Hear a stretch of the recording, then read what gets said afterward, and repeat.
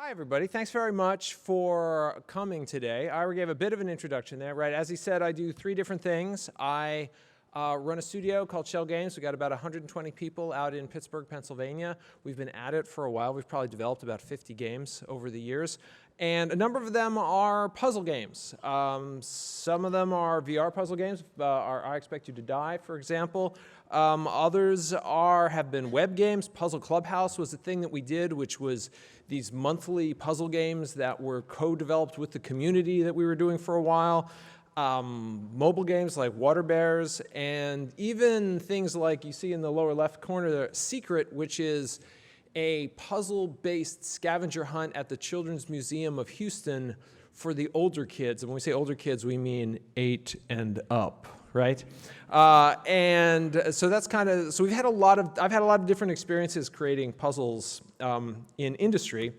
But also I teach at Carnegie Mellon at the Entertainment Technology Center. I've been teaching there for about 16 years, where I have been teaching a course in game design. And as Ira mentioned, I have a book called The Art of Game Design. And people say, oh, got it, you based the course off of your book, The Art of Game Design, right? And I'm like, actually it went the other way. I started teaching the course in 2002, and I ended up basing the book off of the course.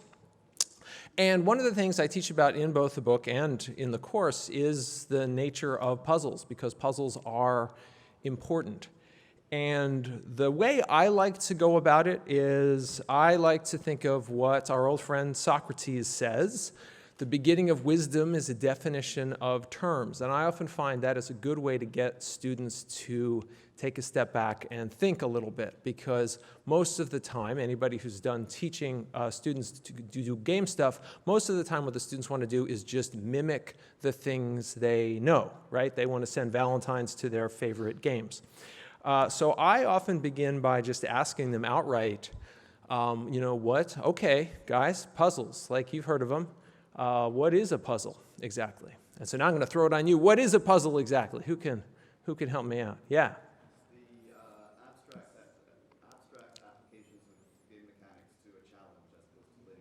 The abstract applications of game mechanics to a challenge. All right, there's something in that. What else? What else we got for puzzles? Yeah, way in the back. Something you can solve. Something you can solve, right? And that's really important, that puzzles have a solution. And so normally what I do, like at this point, is I'm afraid to mess with Ira's thing here. I'm going to go for it. What I would normally do is I'm freaking out. It's a Mac and it doesn't have an escape key. So no, I'm totally, I don't even know what to do right now. But normally what I do is I pause out the presentation and I start putting notes from the things the students suggest. And the thing that we start to quickly come to is everyone has lots of fragments of what a puzzle is. Like a puzzle needs to be solved. The puzzle has abstract elements. And as we start to kind of craft a definition of what puzzle is, it usually is pretty tough. It doesn't come easily, which ends up being surprising to the students. But it's good because it gets them thinking about it. And after we've kind of wrestled with it Socratically for a while, then I kind of step on and say, well, we should probably turn to an expert. So Dora the Explorer, right? Dora the Explorer, she often ends up in situations where she ends up with something difficult that she has to solve. And what does Dora say? Anyone remember? When you find a tough problem, what do? Check the map is a good idea. But no, map is what you do when you got to figure out where are we going. You check the map. When you have a problem and you can't solve it, Dora says, stop and think, right? And I think this is very important because this is the function of puzzles in game design. The function of a puzzle is to make the player stop and think. And particularly in the realm of video games, which are so often about action, action, action, action, and just acting and acting and acting, the idea of a puzzle, this is a thing where you must stop and think. And so we talk a bit about what are the times that you would actually want someone to stop and think. Some games want more of it, some games want less of it, some games want a variation, some action, and then some stopping and thinking, and some action, and some stopping and thinking.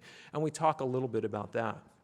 Then we get into this really super weird question, because a lot of the things we've talked about, abstract things and things can be solved, and we want puzzles to be fun. we get into this question of, are puzzles games? So let's say, I'm going to actually just take a poll right now. If you think puzzles are games, raise your hands. All right, if you think puzzles are not games, raise your hand. All right, so a lot of people think that puzzles are games. So we end up talking a bit about this question of like, if puzzles are games, then why do we make the differentiation? What's the difference between a game that is a puzzle and something that is not a puzzle? Is it just whether you stop and think, or is there something more to it? And one of the things that people start to come around on is this question of solvability. That, you know, a student will usually get to the point where they're like, well, puzzles only have one solution, right? And then we start to say, well, okay, if puzzles only have one solution, then does that mean that like Zork is a puzzle, right? There's a lot of video games that only have one solution. Does that mean they're just puzzles? And then we try and draw that line, like what is that line between puzzles and games? Because most people, you know, the majority here said, yeah, you know, puzzles are games. So then we talk about things like, is a crossword puzzle a game? And everyone kind of tries to figure that out, and we wrestle about that for a bit. And then one of the things I end up coming back with is, the way I look at it is, I think puzzles are like penguins, right? I always think about the first people who encountered a penguin and how they must have had to stare at this thing for a little while. And like, okay, what is this thing? And like, well, obviously it's a bird. Is it a bird? Because, like, birds fly, that's kind of their thing, you know? And this guy doesn't fly at all. Well, does he have feathers? Yes, sometimes. And it sometimes has feathers and sometimes doesn't, and it swims around a lot in the ocean. Like, no, that's not what birds do. Birds do not swim around in the ocean. So maybe this isn't a bird. But, you know, everybody eventually concludes, no, look, it's laying eggs, it's got a beak, you know, and yeah, it's a bird. It's just a bird that doesn't fly. And so then, so the way I think of it is, okay, if penguins are birds that don't fly, maybe puzzles are games that don't do something. And the key thing is that they're not replayable. Once you've solved a puzzle, you can't solve it again. I mean, you can, but it's super easy now. It's no fun. The fun is gone because the fun was in solving it, and that's what makes them different. And it turns out we have a special name for that in the world of game design. When there is a game that has one solution that is the best solution, what do we call it? Somebody? Well, I mean, lots of games are linear, but when there's a strategy that works better than all the other strategies, what is that? Dominant strategy, right? So what my argument is, a puzzle is just a game with a dominant strategy, which is a little bit of a weird way to think about it, but I think it's very true. And strangely, the fun is in finding the dominant strategy. And a lot of puzzles are just outright, this is what it is. You've got to figure out how are you going to do it. But then there's other ones where they have a dominant strategy and the fun is in finding that. When children play tic-tac-toe, they don't know the dominant strategy yet, and they have fun with it. We as adults, we don't care for tic-tac-toe very much because we know the dominant strategies, and so it's no fun for us because we found it. And so this notion that normally we think of dominant strategies as a bad thing, actually, they're the heart of fun in puzzle solving. This was discovered a long time ago by my old girlfriend, Emily. Emily Dickinson, she once wrote, "The riddle we can guess, we speedily despise. Not anything is stale so long as yesterday's surprise." In other words, a puzzle is just a game with a dominant strategy. You know, it's obvious. So after we talk about that stuff, then we talk about just tips for making good puzzles. We talk about how good puzzles should be easy to get started. The beautiful thing about the 15 puzzle is like, you know, wow, it might not be obvious exactly how to solve it, but everyone knows how to begin. Everyone knows how to make that first move. That's part of what's fun about it. You can just pick it up and go. It's very toy-like. Not like this puzzle. Each of these letters is a different digit, and you just need to figure out like what those digits are. So that's not only hard, but where do you even begin on this? It's hard to know where to begin, and that's usually not great for a puzzle. So we talk about accessibility. A big thing in my book is the book is this collection of lenses, which are just questions you should ask yourself. So we talk about some of these different lenses. Accessibility is one of them in terms of how can I make this so that anybody can just get started. We talk a bit about the difference between a riddle and a puzzle, which is sort of obvious, but not totally obvious. The big difference being riddles don't have progress. A riddle is just, here's a question and you have to give me an answer. But puzzles, you can often get this sense of progress, which is great. And you can turn a riddle into a puzzle in a simple way. That's what the game of 20 questions is. And I like to play a game of 20 questions with the class, like right then and there, so they can kind of see what the structure of that game really is, because it has a lot of surprising hidden structure when you actually play it, where the progress is meaningful as you move through. The 10th question is very important, and the 18th question is very important, and you see and feel the changes. We talk about jigsaw puzzles and how they tend, even though they seem very simple, they actually have a lot of hidden structure. The way that people approach them, the easy part is first, just sort out the pieces, and then find the corners, and then build the edges. And very naturally, it has this beautiful interest curve where the difficulty gradually rises, even though no one put that there on purpose, and you have this nice sense of progress. So we talk about the lens of visible progress, and does your puzzle, or even just your game, have good visible progress in it? We also talk about the notion of parallelism, which is best exemplified by the crossword puzzle, which is a beautiful thing. It asks you 100 questions at once, and you can attack them in any order, and each one that you answer gives you hints for a few others, which is a beautiful thing because parallelism in puzzles is very important, because if you hit a point in the puzzle and you don't know what to do, and there's nothing else to do, you want to stop. But if there are other things you could pursue, then you're going to stick with it. And crossword puzzles, you have 100 things you could kind of check out, and each one helps with the others. And so parallelism is a really important puzzle concept. And another one is the nature of pyramid structure, best exemplified by the jumble, right, which is this collection that gives you a little joke with a missing answer, and so you have a little incentive. How can I find the answer to this joke? And then you unscramble these 4 words, and those 4 words give you a few more letters that you can use to get this final word at the bottom.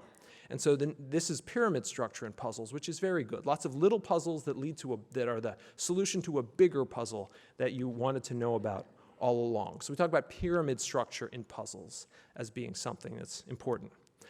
I like to give some different readings to prep students for the class. I like these 2. Actually, one of them is a video. Mark Brown's video, What Makes a Good Puzzle, I think is an excellent video, very concise with excellent examples. And then a nice contrast to that is Pascal Lubin's Designing and Integrating Puzzles in Action-Adventure Games. It's much more nitty-gritty and less about sort of high-level concepts. So those 2 make a nice combination. I give some examples of puzzles I've worked on. I Expect You to Die was a puzzle game I've worked on that's had a lot of good success, and we talk about some of the principles from that game. One of them is having layers of discovery so that the puzzles kind of go deeper and deeper, and then the important idea of leading the players to cleverness, setting up a situation so that when they discover it, they feel so super smart. And how can you do that? And one of our answers is give your puzzles multiple solves is a way to do that, because everyone expects a puzzle has one solve. And so if they try something weird and it works, they're like, I'm so smart, check me out. Turns out, yeah, dude, there's 3 things that work, but you found one of them, and that's great. But we don't tell them that, and it's okay. It's okay, because then later you can be like, hey, psst, if you're really smart, you'll find the other 2, because everyone always thinks they found the obvious one, which is funny. So in terms of the way I have the students work on puzzles, this is a map of the assignments that we give over the course of the semester. They start out in this little hopscotch hamlet at the bottom and work their way through the Mines of Memory and the Realm of Randomness, where they work on dice games. And then we go to the Story Swamp and other places. But the Story Swamp is where we work on puzzles. I have them do an RPG assignment. This is not strictly about puzzles, but I make them do tabletop RPG, which the young folks today don't know very much about. So we have them do a tabletop RPG, put them in groups of 4. One of them leads a tabletop adventure, and the other 3 go on it, and then they repeat that. So everybody creates one, and so you end up leading one and going on 3 different tabletop adventures. And I ask that each one contain a puzzle of some kind. So now they have the challenge not only of finding a puzzle, but in meshing it in a story world, and then that's combined with all the challenges of making a good story adventure. And they come up with all kinds of creative things. That's one of the things I love about it. Since they don't know tabletop, they don't follow many of the constraints, and they invent all kinds of things. One of my favorites was a student told the others, like, okay, really important, we're gonna have this at noon, but I need you not to eat anything that morning. So, like, fasting all morning. And then the students are, okay, fine, I guess this would be a meal or something. It was an adventure about starving to death. And partway through the adventure, like, he starts bringing out, like, oh, like, here's 1 peanut, that kind of thing, or here's half a cracker, and they get in arguments about, like, who gets half a cracker. It was really clever and interesting. Anyway, so that's one of my favorite things about teaching these things, is sort of the limitless creativity and new ways that students bring to it. Thanks very much.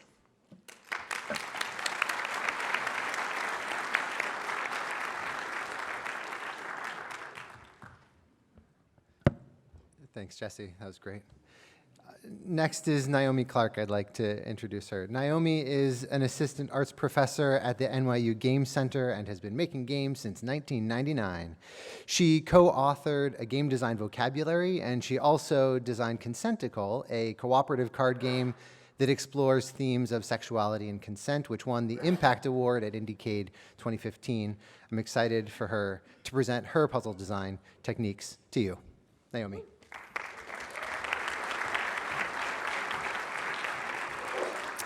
Hey, thanks, Cyrus. So I'm going to talk today about how we teach about puzzles at the NYU Game Center. And our curriculum has a little bit of puzzles in it. We actually have been hoping to add a puzzle design class, but we are not there just yet. So right now, puzzle design is in 2 places in our curriculum. First, in the very first semester that students enter the program, they all take a class called Games 101. Which is our class about what the canon of games is, what games should you know about if you want to get in discussions with other students. And as you can see on the taught by line there, like every one of our faculty teaches this class. We all teach one lecture, and it's a big lecture hall class. And I teach the lecture that's about puzzle games, and it's maybe the most broad and wide-ranging lecture in some ways, because the category of puzzle games includes so many different kinds of things. And when you say, like, ask somebody what a puzzle game is, they might have a number of different answers. They might talk about adventure games like Secret of Monkey Island. They might say, that a game like Bejeweled is a puzzle game, and so on and so forth. So we sort of try and thread together all of those different strands and say, like, what do those things have in common? What do we mean when we say a puzzle game? And then the second course, oh, it looks like the image somehow vanished, but this one is called Intermediate Game Design. And this is a class that students usually take in their second year, or either at the end of their first year or when they are sophomores. And I developed a lot of the curriculum for this class along with Eric Zimmerman. And this is where we actually have students start doing hands-on design of puzzles as part of a unit on level design more broadly. But one of the lenses that we use for understanding level design is, okay, what does it mean to create a series of problem-solving challenges, right? Along with some other ways of looking at level design, like as a aesthetic form and thinking about it as architecture, or as a way of telling a story, or as a series of difficulty challenges. So puzzle design has a couple weeks in this class as well. And then they actually do some assignments, which I'll show you at the end of this slide, end of this presentation. So have somehow ended up being responsible for a lot of the puzzle-related curriculum at our program. Although I don't really consider myself primarily a puzzle designer. I've been involved in maybe three dozen or so games over the course of my career, and maybe somewhere between 15 and 20% are puzzle games.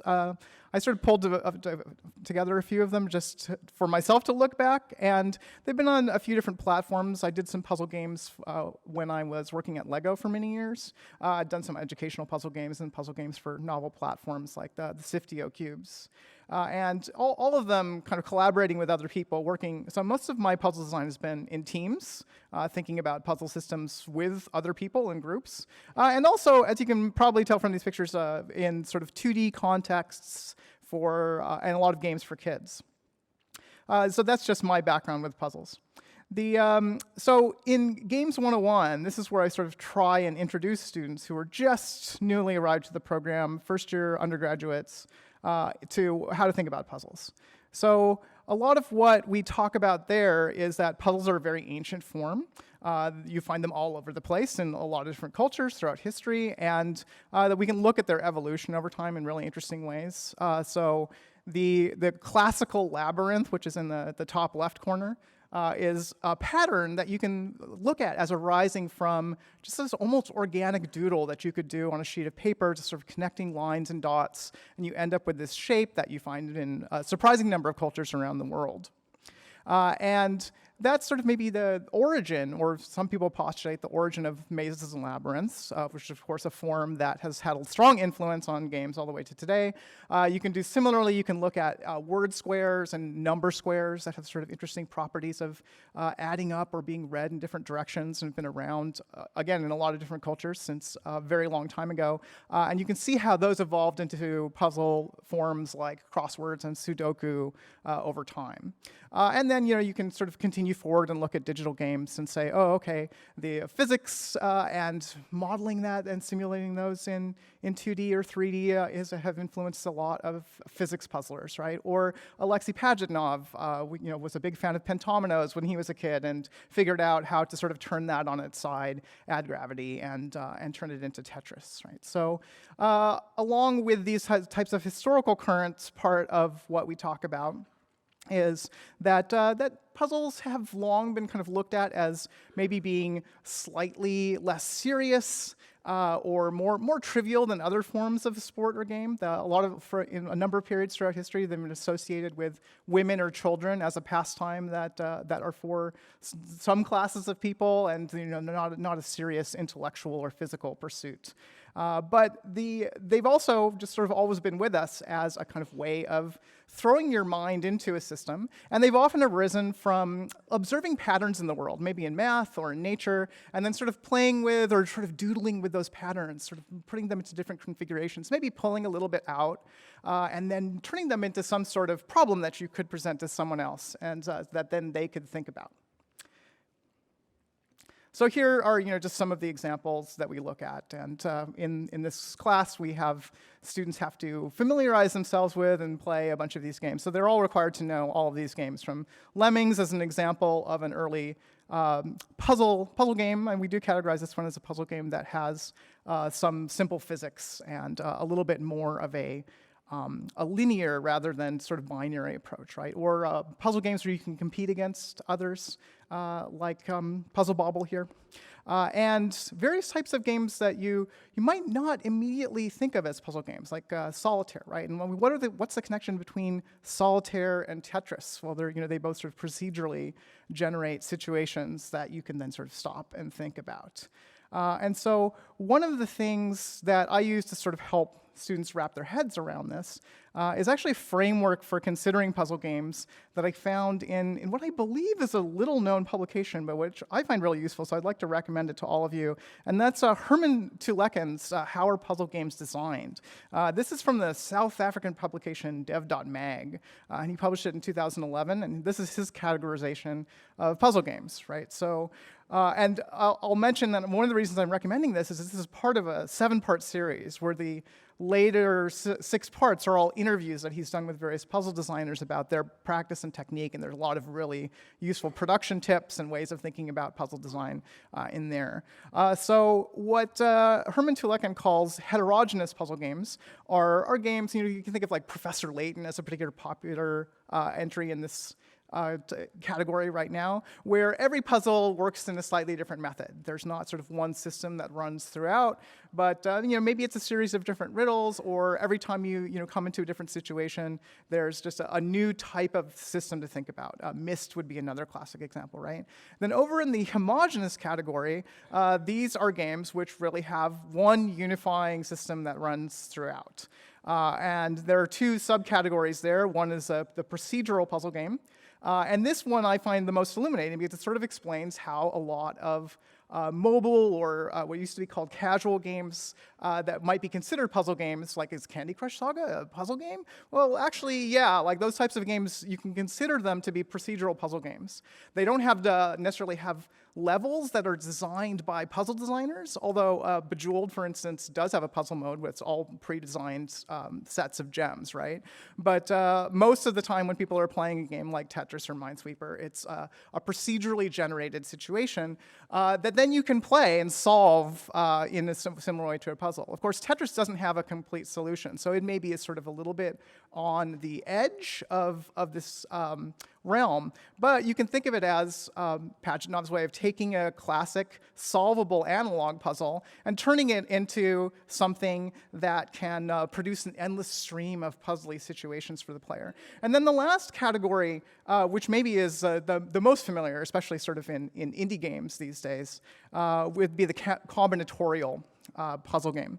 And these types of puzzle games take one particular mechanic or intersection of mechanics, one sort of type of puzzle system, and then elaborate on it, sort of really explore it in depth, look at all the possible combinations of how different elements could interact, and then sort of produce a large number of puzzles out of that, and then cull that down to like a best set or a best sequence of puzzles and present that to a player sort of to learn how to sort of move through or solve a series of puzzles, right? And so some people describe these games as, oh, when you play through this game, it's like playing an extended tutorial in some ways. You're sort of learning everything that this puzzle system can do, but you have that satisfaction of sort of having very thoroughly explored a particular space of gameplay.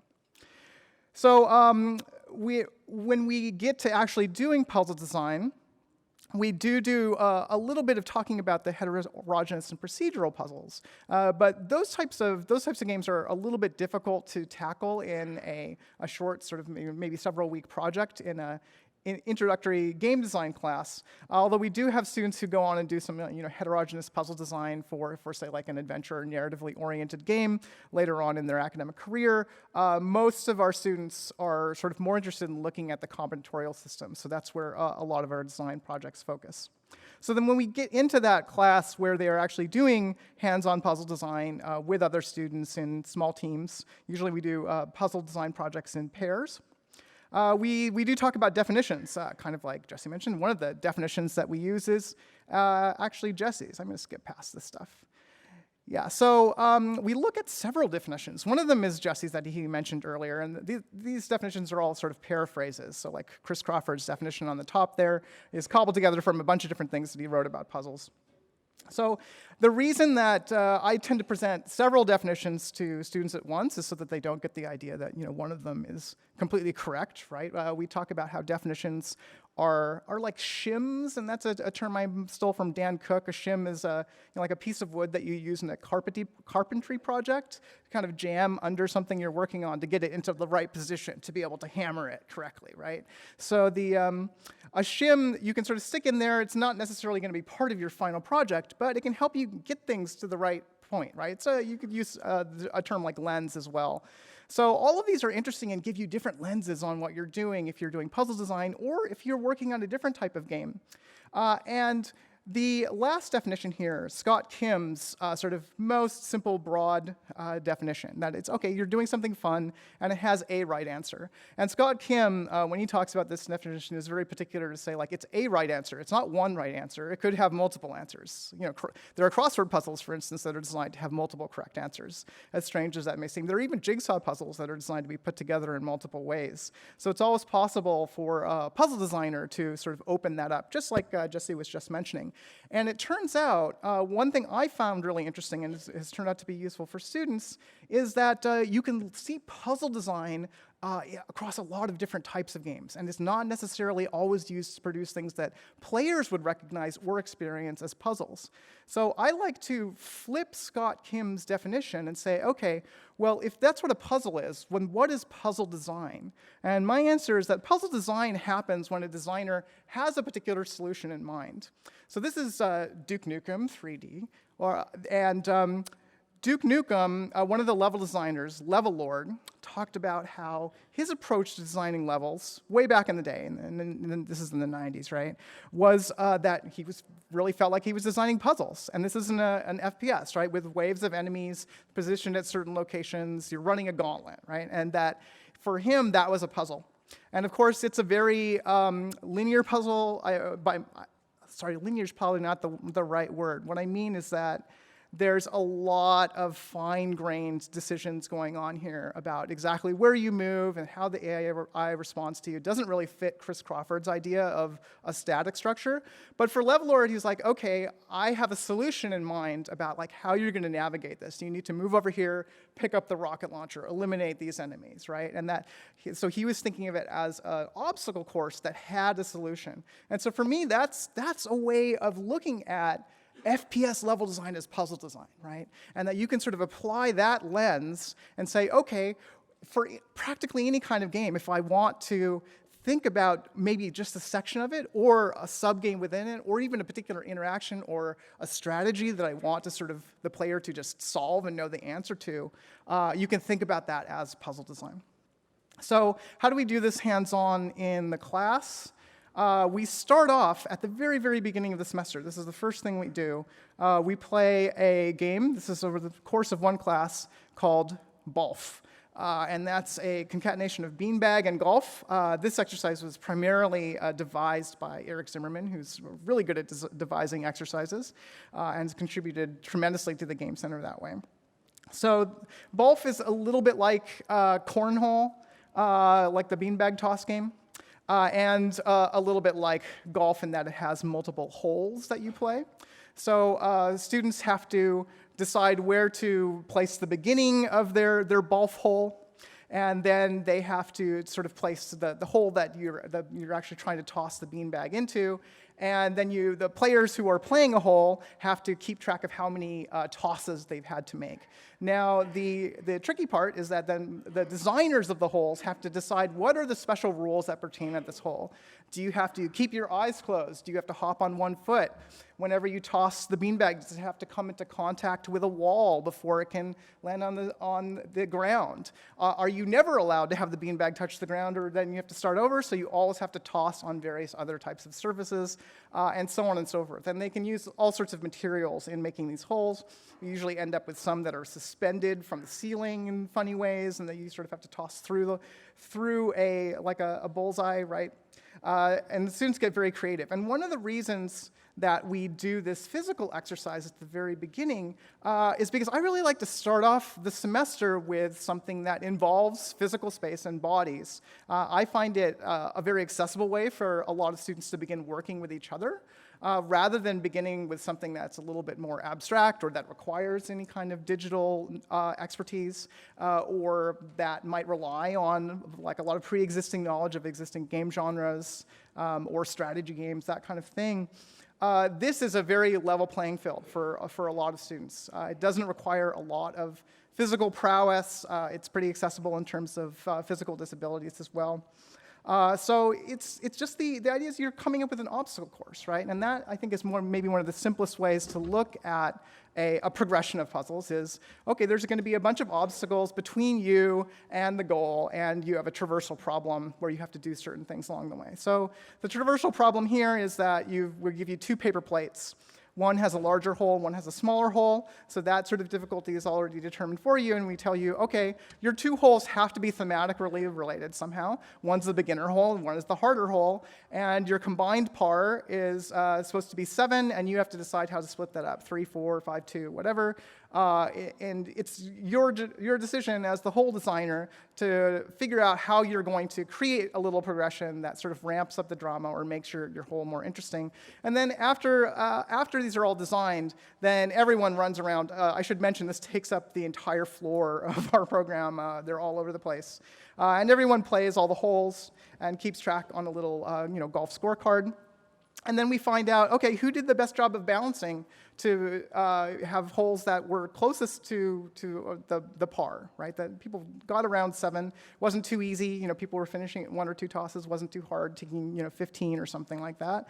And then also, what was the audience favorite? Was sort of the most exciting, compelling experience? So that's where we begin. And of course, this is a lot more like an action puzzle game, but we do talk about were there particular solutions or strategies that presented themselves? Were you thinking about how people might solve or something that they could figure out along the way as a way or a tactic to use on a particular hole? And of course, that's what makes this type of design different than, say, designing a golf course where there isn't usually some sort of like tricky method to solving a particular hole. Maybe in mini golf. And then so our second big exercise that we do is moving from this physical realm onto a pen and paper game. And that exercise is called Get Out. It's a sliding puzzle game, much like it has similar mechanics to Pengo or a lot of old web games that you might have encountered at one point or another. There is a little avatar who's that blue face, and that avatar can slide as far as possible in any direction. Can't stop along the way. Just has to slide until it hits the edge of the board or runs into a black wall. And so the challenge here is, okay, you're designing a level for an existing system that you learn very quickly. So we give students this very simple puzzle, which you might be able to solve in the time that the slide is on the screen, to understand, okay, how can you get to the exit? And this is a puzzle that actually has 3 different solutions. So one of them is symmetrical to another one. And students get the idea right away, right? So part of the challenge of creating exercise like this is coming up with something that can be done within the space of one class of slightly less than 3 hours, along with other curricular material, right? So we try to keep these things extremely simple. So they all learn this quite quickly. And then we say, okay, try designing one of your own. We give them a blank version of this along with these types of chits that I showed you on the previous slide. And then they sort of place down the walls. They put an exit door and the avatar starting point. And then they play it. And so very quickly, what they figure out almost immediately is, oh, okay, there are some setups that are too obvious, right? And there are some that are extremely convoluted and difficult. And when you are just setting up some walls on a grid, you're going to almost immediately run into situations, because we start playtesting right away, right? Where you're like, oh my gosh, there's a really easy solution that I didn't see because I was working on designing this complicated solution where you have to bounce in all these different directions, but there's like a 2-step solution. And as the instructor, I've gotten really good at spotting those right away. Because I have my own heuristic for solving this game, and so I come by and be like, oh, you have a 3-step solution, and they're like, oh, right, and so that's, I think, is a really natural part of the early evolution of figuring out how to design puzzles, is just noticing oh, actually the solution space can be really huge for something like this. And then they see oh, it feels really different if I make a sparse level like this one versus a very crowded one. And so even within the space of, say, 20, 30 minutes, they are getting their hands on a little bit of what I think interesting puzzle design consists of. And then we take it to the next level where we give them this sheet. And you might have noticed on the previous slide there are a lot of different colored chits. And these are undefined, so students can decide what all the rest of these are. They usually don't use all of them. I say, like, okay, add one new mechanic, and then some of them are like, ask for permission to add another one, and I'm like, okay, let's see if you get into trouble with that. And so here you actually have to write down the rules for the mechanic, and that's, of course, a challenge of its own, right? Can you write down the instructions to operate your puzzle, your pen and paper puzzle, in an intelligible way? So they might do various types of things. Teleporters are a perennial thing that crops up here. There are things that look like enemies, or you can do some simple lock and key puzzles, which turn out to be slightly less interesting than often they think. But this gives them a good hands-on, and they can add one mechanic to this very simple system. And they can see, okay, what can I produce out of this? Can I create a simpler introductory stage and then a more complex one, and teach people how to operate this new mechanic? And that really is the beginning of them doing combinatorial design. And then we actually have them start working on slightly longer projects, like I mentioned, in pairs. And so that takes me to the last question, which is, what platform is actually really good for using for puzzle game projects? Now, what I have on the screen here, this is PuzzleScript, which I think is probably the superior system for beginners trying to create their own original, innovative puzzle game. However, we do not use this, and it's for one reason. This is a little too difficult to wrap your head around for a very first project, in my opinion. And it's probably good. This is what I would like to use if we do a full puzzle design class. So if you have a puzzle game making class in your program, I would absolutely recommend looking at this maybe as a significant sized first project, 4 or 5 weeks, maybe 6 weeks. Because I've actually used this in educational context before. Some students take to it really easily. They're like, oh man, this is fantastic. I have all these ideas. They come up with an innovative game of some sort, and they've got their own mechanics. And other students kind of bounce off of it. They're not quite ready to wrap their head around how to come up with their own new innovative puzzle mechanic. And that's a quite different challenge than doing puzzle design for an existing system, right? To come up with your own mechanic, that was sort of the big pursuit of the puzzle platformer boom of the end of the last decade and the beginning of this one, where the indie developers were saying things like, oh my gosh, I'm running out of all the puzzle mechanics are getting used up. I got to get my game out of there before all the puzzle mechanics are gone. I'm moving to 3D. There's new puzzle mechanics up in them hills. So what do we do instead? 2 platforms. The first one, I use Terry Kavanaugh's VVV, that's 6 Vs. And this sort of crosses over with the general introduction to level design because, of course, it has a more action-y nature. And that makes it rather accessible as well, because the students can think about it like an arcade game and sort of think about designing levels that way, but it always has a little bit of a solution problem-solving element going on as well. And it sort of draws out that connection between puzzle games and action games in that, yeah, there has to be a way to traverse this space, right? So what is that way? Like, how is it? Is it immediately obvious? Is it just a matter of execution, or is there something you have to sort of figure out and think about? And they're encouraged to sort of use both of those in combination with each other. They do this in pairs, but they're designing the levels on their own. Their partner is actually the player for the level. So they are designing for one particular audience, right? An audience of one, and trying to think about that human being as, okay, what is it about that person's soul, preferences, their skill level with this type of game? How can I sort of create a love letter to that particular player in the form of a level, right? Like to honor that person and think about the human side of experience that way.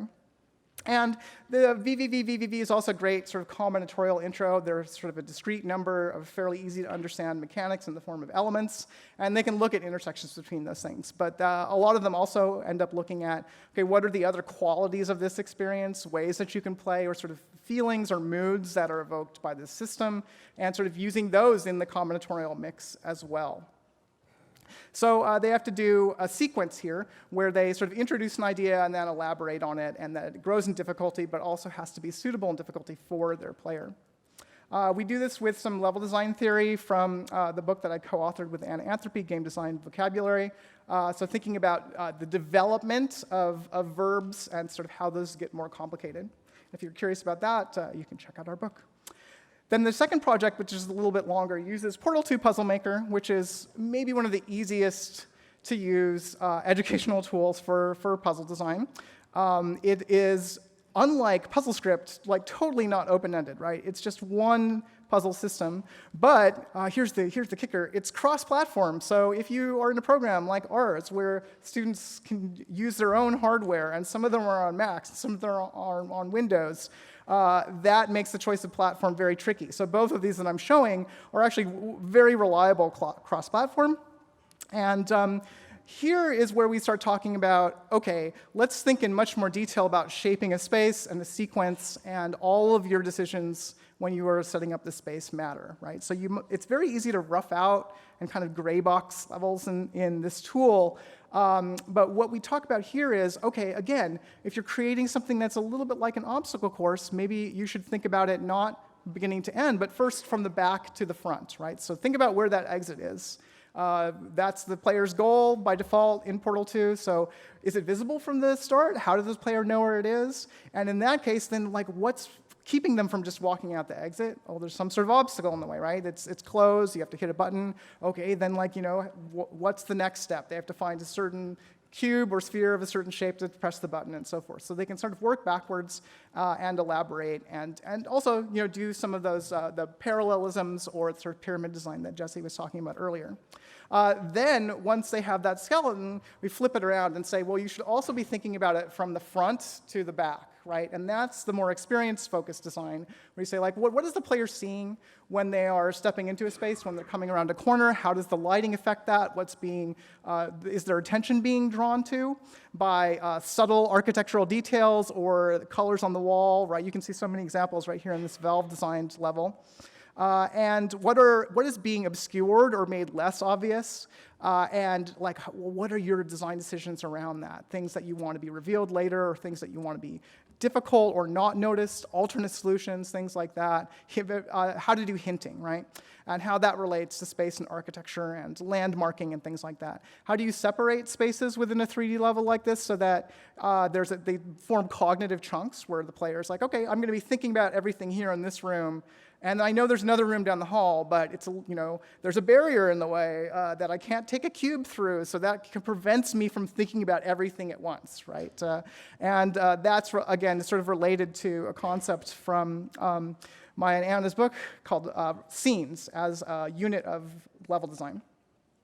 So, and then there are a bunch of combinatorial possibilities here too, again, sort of present in the editing tool as a bunch of elements, right? And the downside here is that a lot of the combinations that are possible in Portal 2 Puzzle Maker are very well trod. If you go onto the Steam workshop for Portal 2, there are just thousands of levels, and like everything under the sun has been done. And so that may seem discouraging to students, but what I usually tell them is that the real canvas is in how they're constructing the space, and that they should think about it as architecture. We actually talk a lot about architecture in this unit as well, because that's where it can really become unique. And so we get some very interesting work coming from students that have strong architectural motifs or that are using volumes and masses in interesting ways and stuff like that.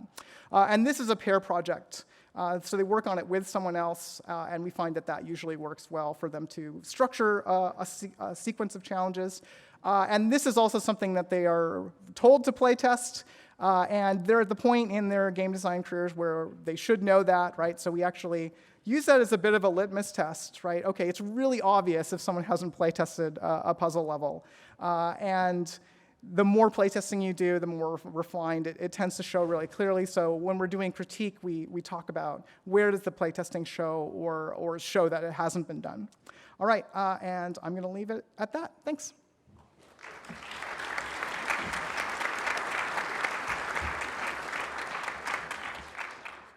Thanks, Naomi. So I get to introduce myself now. My name is Ira Fay. My pronouns are he, him. And I'm an associate professor of computer science and game design at Hampshire College. And I'm CEO of Fay Games, a small game development studio. Here are a few places that I've worked. And on puzzles. So my background is primarily in digital, but I've most recently gotten into some really fun analog puzzle design projects. A couple years ago, I had the opportunity to designed 10 puzzles that got embedded into a building that Hampshire was building. And so if you're ever in Amherst, Massachusetts, and want to check out this building, it's pretty cool. So I was going to talk about two puzzle design classes that I've taught. Jesse and Naomi mentioned that they incorporate puzzle design into their courses. At Hampshire, we're a small undergraduate liberal arts college. We don't have majors or grades. It's a very experimental pedagogy. And while we have a game development program, there aren't ever set courses that the students have to take. And so I have the freedom of creating courses that are fun for me to teach and also meaningful for them to take. So one of them is this designing treasure hunts class, and I actually spoke about this briefly at GDC 2016 in our panel on analog game design, so I won't spend too much time on it today, but this year I put a twist on it, which is that it is Earth Day themed, and so on Earth Day, the students are going to put on a campus-wide treasure hunt and hopefully also educate people about the issues related to Earth Day. If you're in or nearby Hampshire on that day, please come. It's not really a treasure hunt, it's a puzzle hunt. They're just a bunch of puzzles, but I call it treasure hunt so I get more students. Here are the books that we use. I can talk about the learning objectives, but in the interest of time, I'm going to speed past this. Obviously, we talk about puzzle design, we talk about playtesting and feedback. I want to mention one thing that I think is worth acknowledging about playtesting puzzles. So one thing that's tricky about playtesting puzzles more than non-puzzle games is that you absolutely can never reuse your playtesters for puzzle games. Sometimes you might be able to reuse playtesters for a non-puzzle game, but you really can't absolutely do that and for puzzle games, and that makes it harder. Also, in a non-puzzle game, as you're balancing the game, if you make a slight change to something, maybe make it a little harder, the game will end up being a little bit harder. There's sort of small incremental tuning changes result in small incremental difficulty changes. But for a puzzle, sometimes you can change one word in a puzzle, and then it makes it way harder or way easier. And that makes your playtesting much more difficult. And the third thing that I think is worth acknowledging about playtesting puzzles is that I find there's a wide variance in player skill. Maybe they just don't like that kind of puzzle at all. Maybe they're particularly good at it. Maybe they're having a slow day. You need more data points as you are playtesting your puzzles to have confidence that you actually have the right balance for your puzzle. And so these three things make playtesting puzzles a little bit more challenging, and I think if you acknowledge that to your students early on, or to yourself if you're the puzzle designer, that can be really useful. So I'll skip past this in the interest of time. We ran this several years ago. There were NPCs. We had a variety of puzzles that the participants were participating in. We had a really fun NPC troll that gave out puzzles to people. One of my favorite ones was a folding airplane puzzle that led you, if you folded the airplane the right way, to a particular location on Hampshire campus. So I rushed past that, but you can see on the vault GDC 2016 Analog Game Design. Okay, so I want to talk about another course that I actually co-taught last semester, and I had the pleasure of getting to co-teach it with a theater design professor. His name is Peter Kalick. He's at Hampshire, and he knew nothing about escape rooms when I pitched the idea to him. And one of the great things about Hampshire is that it's really easy to pitch new course ideas and to co-teach. And so we wanted to actually build a real escape room on Hampshire campus. And the best way to do that was to get the theater department involved. I knew nothing about how the theater department worked and all the logistics of securing studio space and getting all that working, but he did. And he knew obviously a lot about set design and theater design. So it worked really well. Just show of hands, how many people know what an escape room is in the context? Okay, great. I'm going to skip past this. Okay, so I had a video. I think in the interest of time, I'm going to skip past it. We had 30 students and 2 TAs. So this was a big class. We co-taught it. We had a little bit more game designers than theater designers. And at the very beginning of the course, we divided them into 3 teams. And we said, okay, here's the whole escape room. We're going to have 3 sub-rooms, and we're going to put a puzzle design lead. We're going to give you a theater design lead. We're going to give you a project manager and somebody in charge of story. And then everybody else, you're going to have to figure it out. And so we had a lot of sort of organization that we built into it and a lot that the students had to figure out on their own. So if I have the freedom to teach any course that I want at Hampshire, basically, as long as it roughly covers game design, why would I teach a course on designing escape rooms? And why might you want to consider it in your own curriculum, or might you want to design your own escape room? So, number one, it's fun. It's so fun. This course was incredibly enjoyable to teach. We built a real escape room, and I think that if you're a professor in charge of your own curriculum, you should pick things that are fun. So, another reason to teach a course like this is you give your game design students a chance to practice their puzzle design skills. You give your set designers a chance to practice their own skills. And one of the things that we hadn't really touched on yet in this talk is the collaborative nature of building these games or these experiences. You have a puzzle designer who might have a solution in mind and might want to incorporate certain mechanics, but then they're bound by the realities of what the team can implement. And particularly if we're talking about a physical space where your set designers have certain constraints, or we're talking about a VR game where your technology and your artists and your programmers are going to have limits on what they can build, or you're talking about, anything else, a 2D puzzle platformer, you're going to have constraints and you're going to be working on a team. And so being able to do this in a team where you have a whole bunch of people trying to work together, I think is a really important aspect of this class. We heard about some assignments, and I've had assignments also where you have one or two or three or maybe four people working on a team. But this was a 32-person team, and I think you get different learning objectives out of that. We use Slack, we use Trello, we use Google Drive. The course met Monday, Wednesday, and we had a reserved lab time on Friday that Peter and I did not attend. It was just for the students to be able to coordinate with themselves. One other thing that I think is worth touching on is at the beginning of the project, we did not set constraints for the students. We told them it was an escape room. We told them when it was going up because we knew when we had the space reserved, but we did not require anything else. They had to figure it all out, and they had to move forward even without knowing all of the details, and that was uncomfortable for the students in some ways, but I think that happens on a lot of game projects, and so that was useful. We had 3 weeks at the beginning where we had a bunch of readings, and I'll link the reading list at the end if you want to know more, and we had all the students go to the same escape room, which I think gave us a shared point of contact where we could all talk about the same thing.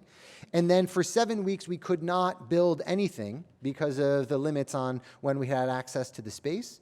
Then we had 2 weeks to build the entire escape room. And 1 week when it was open, we had 38 sessions that were an hour long, and we ran about 200 people through the escape room.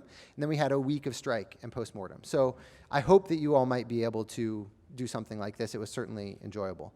I want to talk for the last 2 minutes about best practices on escape rooms. So, number one, if you're going to build an escape room or if you're teaching about escape rooms, you need to have a strong theme. That's a vital place to start for your escape rooms. You want to incorporate that into puzzles and into the story, into the set design, everything you can. Feedback. So this is giving your players, this is the lens of visible progress. You want to make sure your players know that they're making progress and they're on the right track. In an escape room, you also want to ideally have a way to tell them they're on the wrong path and help them course correct. These are both the lens of parallelism, the parallel paths. When you walk into an escape room, you have a bunch of different puzzles that are available to you, and you want to have a diversity of puzzle types. When players go into an escape room, they're finding a bunch of things. There's a seek and find aspect at the beginning, and you're going to find some puzzles. You're going to find some clues to those puzzles. You want to make sure that those are linked. If one person finds one and another person finds another, you want to make sure you have a way that those objects are linked together. Do not have too much reading. I would say a paragraph of text at most for a puzzle is where you want to be, ideally even less than that. Big objects. This is a fun one. So when my students first designed a puzzle, there was a tangram puzzle. It was maybe this big, and one person could interact with it. That was nice, but in the end, we had the tangram puzzle. It was this big, and we put it on a table, and we hid all the pieces around the room, and then you had multiple people getting to interact with that puzzle. And so if you have an escape room where you have a small puzzle, just make it bigger. Do you have a crossword that's on a piece of paper? Put it on the wall, make it giant. Then multiple people can interact with it. No red herrings on purpose. You're going to be unable to eliminate all red herrings from your room, but certainly don't put them in there on purpose. Make sure your puzzles can never get to an unsolvable state, and what that means is if at the beginning of a puzzle you have pieces arranged in a certain order that matters, and the players can rearrange those pieces, and now they've forgotten the original order of those pieces, that puzzle is now unsolvable for them. Don't ever let that happen. The last thing is you want to have consistency in your room. So if you've taught your players, let's say you have a multi-part puzzle that requires 3 answers. If the first 2 answers come from solving a puzzle, make sure the third answer also comes from solving a puzzle. Don't have that be a seek and find answer. So there's further reading here. I'll show you a couple of pictures. This was the booth. We had 6 cameras. There were 3 separate rooms, and we had 6 cameras into them. This is a top-down view.